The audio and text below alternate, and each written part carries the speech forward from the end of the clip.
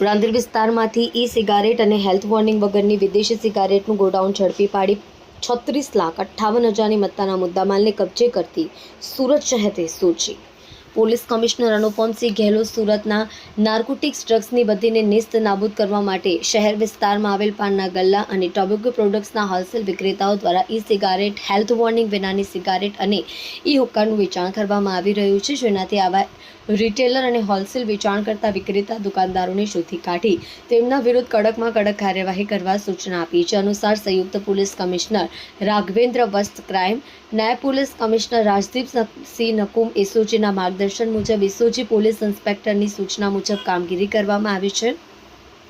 એસઓજીના અધિકારી માણસોની અલગ અલગ ટીમો હેલ્થ વોર્નિંગ વિનાની સિગારેટ, ઈ સિગારેટ, ઈ હુક્કાનું વેચાણ કરતા પાનના ગલ્લાઓ અને ટોબેકો પ્રોડક્ટ્સના હોલસેલ દુકાનદારો ઉપર ચાંપતી નજર રાખવામાં આવી રહી હતી. દરમિયાન સુરત શહેર એસઓજીના ASI Chhallubhai Maganbhai, assistant head constable Ramjibhai મોહનભાઈને બાતમીને આધારે ઘર નંબર 63 મેરુલક્ષ્મી અપાર્ટમેન્ટ, રાંદેર, સુરત પહેલા માળે ગોડાઉનમાં રેડ કરી આરોપી નાઝિર મોહમ્મદ જાવેદ શેખ, ઉંમર 33, ધંધો વેપાર, રહેવાસી ઘર નંબર 63 મેરુલક્ષ્મી અપાર્ટમેન્ટ, રાંદેર, સુરત, મૂળ રહેવાસી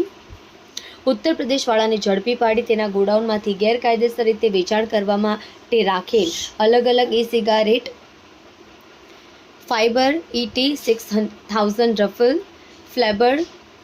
આઈસ કિંગ, ક્રાઉન બાર, એઆલ ફખર, એલિફ બાર, રાયા, D3 પ્રો, થોહા, હની કપ કંપનીના કુલ નંગ 296, જેની કિંમત ₹17,96,000 અને હેલ્થ વોર્નિંગ વગરની અલગ અલગ cigarette, Esse Lights, Esse Special Gold, એલ્ટિન્ટા full flavour, State Express, Esse Change, Win, LNM, Blue Label, Davidoff, Marlboro, Dunhill કંપનીની સિગારેટ પેકેટ નગ 7,660ની કુલ કિંમત 18,82,000